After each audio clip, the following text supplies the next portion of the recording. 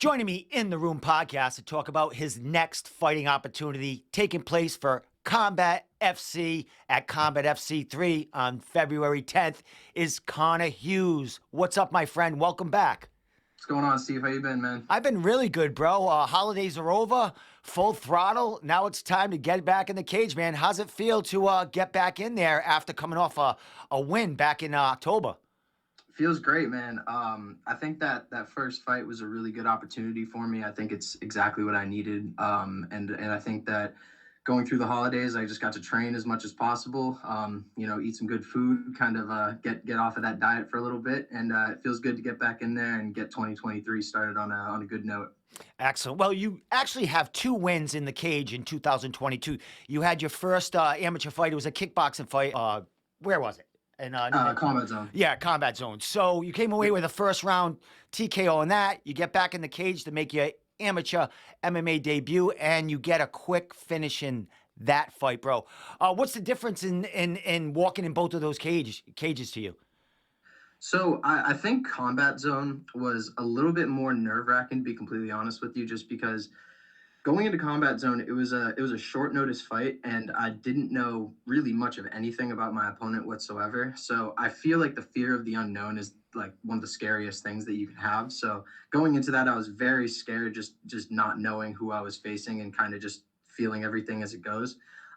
But going into the MMA fight, I definitely felt a lot more confident, not just because I could prepare for my certain opponent, but just because my whole repertoire of MMA, I feel like, is way more well defined and well sharpened. You know what I mean? Like being able to integrate the wrestling and the jiu-jitsu and everything else along with my striking, I feel like makes me a way more dangerous fighter than just being able to punch and kick. You know what I mean? Well, very impressive 2022. You had that cage experience as MMA for Combat FC. Dude, how was that? I mean, you were on the undercard, but that's a big to do. That's a new promotion in the area. They're on Fight Pass. How'd it feel stepping into that cage? Yeah, so it was awesome, man. Like I said before, Rick and Joe and all the guys over there are super professional. They do a really great job. They run things very smoothly. It was very like it was the first time it was like, okay, you're gonna be going out in like this many minutes, like it's gonna be about this many minutes, so you walk out, blah blah blah. It was very like structured, you know what I mean? I remember my first ever fight. Actually, I think you commentated it, the kickboxing smoker that I did. I remember it was kind of like, okay, you may be out in like 5 minutes, 20 minutes, you're gonna be going out soon, and then like it all is just kind of mumbled. Like that was very structured. It was great the way it was run. It felt very professional, and it was very cool the way that everything's set up. It looks like a real like professional promotion, and that's why I love being a part of it. Excellent. Yes, and even on the Fight Pass portion, it is gorgeous. They put on a great show, and they're selling the place out, man. Big place. How was the crowd? How'd you feel that? I mean, it's a second experience with a big crowd around you. How'd it feel the second time around, hearing that around you? So it's so weird, man. Like when you get in there, you notice the crowd as you're walking out, and then like I feel like once I get into like the cage, it's almost like everything darkens, like everything blacks out. It's weird. I don't hear anything. I don't really like see the crowd at all, and then it all kind of comes back to me once I'm like walking out of the cage. So I feel like the crowd doesn't really do much of an effect to me. It was just cool to be able to be in front of like so many. I sold a good amount of tickets. I had a really good crowd there. I listened to it back afterwards, and I had like a pretty good pop like once I got the submission. So I was like, it's pretty cool to have that kind of experience, and it was definitely fun to walk out and see everybody afterwards, and kind of get to get the praise for all the hard work and everything. It's good to have a support system like that around me for sure. Well, you put on a show there. It was only less than a minute, but how'd that feel to go in there? I mean, you fought a kid that I think was 1-0, maybe 2-0 in amateur MMA, and you took him out pretty quick. How'd it feel in there? As a flyweight, getting your first MMA fight, and being able to use all most of your tools. Yeah, man, it was great. I feel very happy with where I learned to train, if that makes sense. I'm very happy that I learned under Nick Fiore, who is one of the best jiu-jitsu practitioners around here, man. And it really makes me feel great to be a blue belt under him and to be able to learn from him. I feel like is a different level of grappling. When I get a hold of a lot of like MMA guys, I really feel the grappling difference and I feel the strength difference, especially being a 25er. But when I got into that exchange and when I got into that grappling exchange, I kind of had a feeling of what was going to happen. It was just a matter of not exerting too much energy, and once I got him to the ground and I took his back, I feel very confident that if I take anybody's back in like the New England area, it's pretty much wraps. But it was great, man. It was a lot of fun. The best part about it, I think, was just being able to like celebrate with my coaches afterwards, because like I said, it's like hundreds of hours, thousands of hours of work went into like just 58 seconds. And I remember the first thing I said, I hugged my teammate Fred, and the first thing I said to him was, "That was so fast." I was like, it didn't even seem real that it was over. I felt like I should have done more. So I'm excited for this next one. I feel like hopefully it's going to be a better test, and I'm excited to see what I can do. Excellent. Well, we'll get into your opponent in a minute, but you are heading back into Combat FC, Combat FC 3, their first card of the year. Was there any doubt that you were going to fight for them, or was it just that the timeline worked out for you? The timeline just worked out pretty perfectly. I was thinking about fighting for Combat Zone coming up, just because obviously I train with Rob and Calvin and all those guys, so it makes sense to kind of be a part of that promotion. But it was kind of up in the air of when it was going to be. This was kind of like defined. We knew it was going to be in February. And obviously, if we do Combat Zone, my coaches Tom and Nick are usually fighting on that card. Nick actually just got signed to the UFC, so we don't have to worry about that anymore. But yeah, I know, right? That was amazing. Congratulations to Nick. He had a great performance, if anyone didn't see. Yeah, man, it's just great to be able to know when things are going on with Combat FC. And Rick actually reached out to me and told me he had a matchup for me. He would be willing to have me back on the card, et cetera, et cetera. And it's just the way that they do things is just super well off. So I thought it was great. The timeline worked out well.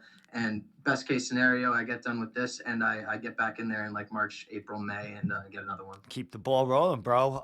Well, let's talk about this opponent of yours stepping up in competition here. This kid is 3-2, trains out of Connecticut, Texera's gym. So I would imagine the kid is well versed in the jiu-jitsu area there. But 3-2, dude. The kid's I think he's coming off a loss, but it was at CFFC, a big promotion in the region. What do you know about him, and how this, well, the name was there, so it wasn't like, you picked him, but when the name was mentioned to you and you sought him out, what'd you think about the kid? Yeah, so immediately when I saw the fight, I was like, oh wow, 3-2. Like this is a little bit more of an experienced guy. So I started to do my research and look into him. And he's a good fighter. He's really good. He's a good grappler. He has, I think, a submission win, and then like the rest of his fights are by decision.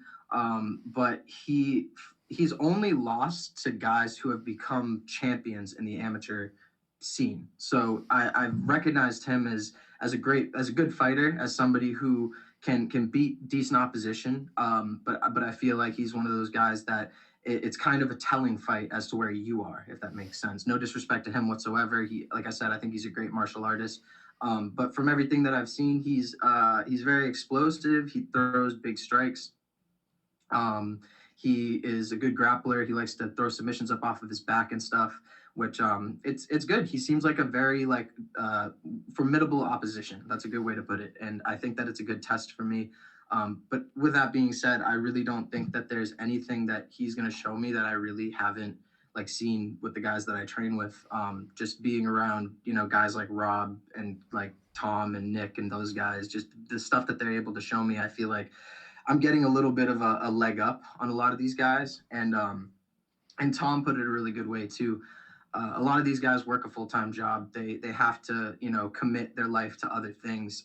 I'm lucky enough to be in a position where I have sponsors. I have people that are around me to support me that make it so I can be able to commit my life fully to training. Like I trained this morning and I'm going to be going back in about 2 hours to get like another 3-hour session in. Nice. And it's just like, I think that me being able to dedicate my entire life to this is something that a lot of these guys don't have as a benefit. And I think that's going to start to show more and more, and the gap's just going to get bigger. Like Kobe Bryant says, it's like if you go in and you train 3 times a day and they're out there training once a day, twice a day, after a year, you've got 300 more training sessions than they do. You know what I mean? Yes. So that's just kind of how I'm approaching it. So I think it's going to be a good opposition, a good test, and I think I'm going to pass with flying colors. That's the mentality. Excellent. Well, let's talk about the training aspect, you had your first amateur fight back in October. Is everything basically the same? Is there anything that you've added to your regimen, or is it kind of don't fix what's broken? Let's just make ourselves better.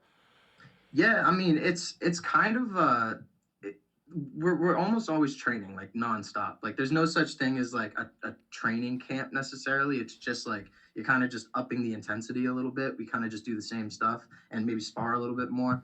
But I've definitely been doing a lot more Muay Thai. That's been my kind of focus this camp, I'd say. I've been putting a little bit more focus into just the kickboxing aspect of things because I have a great boxing coach. Sean Farley has taught me a lot, and I feel like my boxing has improved quite a bit. And my jiu-jitsu obviously is pretty good with Nick. But I feel like the Muay Thai aspect is where I was lacking a little bit, and I feel like now that I've started to round out my game there, it's going to cause a lot of problems for a lot of guys. So shout out Jake Manini, one of the best Muay Thai coaches in all of New England. That dude's been helping me out since I got into Hard Knocks and sparring over there with the killers that they got there. Man, it makes me feel. I always say it feels like a fight every time you go over to Hard Knocks. You feel like you're about to get into a fight, and then once you get out of there, you just feel like you're ready for anything. So I don't feel like this kid's gonna show me anything on the feet that I haven't really already seen. Excellent. Well, let's talk about the weight class here. It's a catch weight of 130 pounds. You are a flyweight, but you're going up for the catch weight here. Looking at his tapology, his last fight, it looks like he weighed in at 123 pounds. It might be a typo. I don't know. Is he a smaller kind of flyweight? And what is the reason for the 130-pound catch weight here? So I asked for 130. The idea is I'm thinking of trying to fight twice in the next like 2 to 3 months if this goes well. Obviously I'm not looking past him whatsoever. I'll respect him. He's a great fighter. But ideally, if I could win this fight in relatively quick fashion and be able to get back out there, that would be best case scenario. So I do make 25 relatively easy, but I do cut a decent amount of water. So I feel like just putting my body under that kind of stress and putting my kidneys through that just really isn't worth it. So I'd rather just have the fight at 130, be able to eat a little bit more, be able to enjoy my training and not focus on dieting as much, and just get in there, fight, and be able to get back out. And I mean, best case scenario, fight for maybe like a title in the middle of 2023. Well, dude, there's a few of them out there. I know, Combat Zone has one out there with a guy that's holding it. So yeah, there's lots of opportunities for you. And starting it off on Combat FC is a big deal, man. We're just about 3 weeks out. I think tomorrow will be the 3 week mark. What's training camp at now? The 3 week mark. Talk us through like a real day of sparring, getting ready for this fight. Yeah, man. So I think we look at like training as like a progressive like load. Like you're getting to a point where you're just training so hard and those last couple weeks you're really peaking and redlining and getting yourself in that top physical condition. Which this week and next week I feel like are what I'm trying to do right now. So this week and next week are really my push weeks where I'm kind of putting myself to the, like I said, the red line, killing myself with the training. And then the last week is more of like a cool down recovery, get my body back into condition. So today, like I said, I did a workout this morning. I'm gonna go in do some drilling with Fred Allen, my 135-pound training partner. Kid's 3-1. He should be getting a title shot real soon. That's what I think. But I'm gonna go in and train with him. Like I said, I feel like it's a great advantage to have him as my training partner, just because he has such a grappling heavy style. He's almost like a Habib wrestler type. And having him around every single day, not only because he's such a good style, such an annoying style, but because he's so much bigger than me as well. When I have those guys that are like 125, 120, 30 pounds on top of me, it's like, oh, okay, this is nothing compared to 160-pound Fred out of camp. You know what I mean? So we're gonna train with him, probably get some rolls in, and then probably end it with what's called like a hell drill. Almost if you've seen Volkanovski do, where it's like you do pads, go on the wall, shooting takedowns, trying to take people down, and then you start on bottom trying to get up. Just putting myself through the fucking shittiest stuff, shittiest conditions possible, and then tomorrow I'm gonna get some hard knock sparring. So just really trying to put myself in those dark places, man, and just feel like shit. So sorry if I That's can't all right, swear on here, but man. just get myself in those bad conditions, man, so that once I get into the fight, I don't see anything that I'm really shocked by. You know what I mean? Excellent, my man. Well, you're in great hands. I know you've been prepping and prepared for this. I've seen you all over the circuit in the last 3 years, getting work, like you said, in the smokers, the kickboxing, getting them, grappling events in, getting, a kickboxing event and combat zone. Man, you've been busy, bro, and glad to see it. The young guys, man, are evolving, that new generation, because you have the cartel and you have these guys that have kind of done it and paved that path for you. A couple of more questions. With that said, you have the cartel backing you.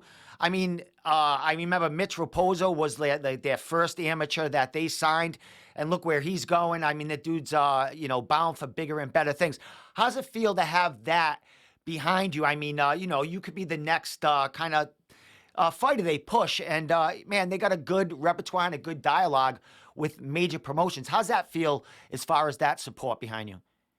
Dude, it's like very surreal. I mean, like when I look at things from like a third, like from an outside perspective, I don't understand it sometimes. It just became, it's the universe setting people up in weird ways, man. Like I talk to Fred about this all the time. We could have walked into any gym. We could have gone to any random gym and met different people and never gotten to go on the path that we're on. But I was lucky enough to meet Nick and through on meet Tom and Rob and Calvin and all these guys. So being able to have this support system and this high level of a team, like obviously Tyson's a great coach too, and he's a great manager. Being able to have these guys around me, man, is such a blessing, and it makes me feel so much more confident. I think confidence really does truly come from preparation and being able to prepare with guys that you can see execute things at the highest level just gives you way more confidence in your things being able to work. You're not just learning from some random dude who, did some jujitsu competitions and, won a Naga and now he thinks that he's like an MMA genius, right? You're learning from guys who have been in the UFC, guys who have been in the grit and grind, hard fights, won fights, lost fights, and been able to come back from those things and learn from it. So it's amazing, man. It makes me feel really great. And it makes me really feel like I'm blessed. That's a great way to put it. It's just blessed. Excellent. Well, you definitely you have the passion, bro, and they definitely seen something into you that had you join the group. So it's a very great camp, doing great things, and I'm glad to see that they have the young guys and bringing them up. So, dude, before I let you give your shout outs, sponsors, social media, last question for you about this fight. What do we expect to see from Conor Hews in his second amateur fight and second fight for Combat FC? Hey man, I just hope to show people that I could really fight because apparently, according to some people, I can't really fight. You know what I mean? It's like it's just weird. You know what I mean? I get these finishes over all these people, and I'm not a real fighter. But I think that I'm just gonna go out there and show that I'm a very talented martial artist. At the end of the day, that's what it is, man. It's just expressing, what you know as a martial artist, and people can talk about like being tough and this and that. My goal is to not show my toughness unless I really need to. My goal is to go out there and be as technical as possible, do as much damage as possible, and to take as little damage as possible. What I can say you're going to expect from Conor Hews is a very high level performance. Hopefully, a lot of damage on his end, and me walking out with my hand raised with a finish relatively quickly. That's the best case scenario. If it has to be all 9 minutes, I'm ready to go all 9 minutes. But another 58-second submission would not be an argument from me. That's the way I'll put it. Well, my friend, this is a huge amateur fight. Two huge camps here with the New England Cartel and Texera's gym over there in Connecticut, man. Two, UFC proven gyms that have UFC talent in it. So this is a No, big. yeah, What's I was thinking, could you imagine how terrifying it would be though if Alex Pereira was there, just like you looking you over the top don't of the cage, know just like you don't know who's gonna show up. I mean, they're you all. never know. You never know. I got to be ready for it mentally. And it's Joe Cab, man. He's pretty cool with the UFC and Dana, man. They have some special invites for this show, You man. never So, know. dude, experience, man. You can't friggin' replace this shit. So, with that said, my buddy, social media sponsors, thank yous, and I'll let you get out of here and get back to that third training session. Shout out to my sponsor, Bellin Williams. They were my first ever sponsor. He's been the most supportive person that I've ever had in my fighting career. So shout out to Sal Balia, Bellin Williams. They've been great to me. Shout out to everybody at the Cartel Gym. They're amazing. Fred, Tyler, Drew, Nick, Tom, all these guys are amazing. Great training partners. Obviously, Rob, Calvin, and Tyson. Just everybody who's helped me. Jake, Farley. Dude, I can sit here and shout out my coaches all day. But just anybody who's been there to support me, man, and anybody who would like tickets, I still got tickets. So anybody who needs tickets, I got plenty. General admission $60. We got tables too for $100. So anybody who wants tickets and anybody who has bought tickets, thank you very much. I appreciate it already. But yeah, man, I appreciate everyone that supports me. Actually, most of all, shout out my mom, dude. She was not very like understanding of why I wanted to go into this career when I first started, but she's kind of evolved into like my biggest supporter with everything. So shout out to my mom, dude. She's been great to me and all my teammates and everything. Excellent, man. Last thing, I have your Instagram here. Anywhere else on social media we can get in touch with you? Dude, I got a Twitter now. Do you? Twitter. Is it? What is it? What is your Twitter? My Twitter handle is, because I don't even know my Twitter handle, Conor Hews MMA. So at Conor Hews MMA. That's perfect, buddy. Follow on Twitter. That's perfect. That too, Instagram, Twitter, Facebook. Those are the three places you can find me. But yeah, man, any support is appreciated. And if you need any photography or anything done, Pay-Per-View Productions. As you can see, I got decent quality here, good mic, all that stuff. So holla at your boy. Yeah, this dude, check out Conor's Instagram and now his Twitter, man. He's does great things behind the scenes with the camera as he speaks. And you'll see a lot of footage with him with the Cartel getting ready for all their fights. So with that said, Conor, man, 3 weeks from tomorrow, bro, you're getting back in there. So congratulations, getting right back on the horse there, I should say, and starting off 2023 with a really, really great fight, man. So congratulations, bro. Thank you, Steve. I really appreciate it, man. Thank you for having me on. I really appreciate it. Like I said, the podcast is always great, man. You run a really professional show, so I appreciate it, man. Thanks, man. Anytime you want to come down, take a drive down here with Fred and shoot the shit, man, the door's always open for you guys. Hell yeah, man. Really appreciate it, brother. Thank you. All right, my man. We'll talk later, and good luck on the February 10th, man. Thank you, brother. Have a great day. All right.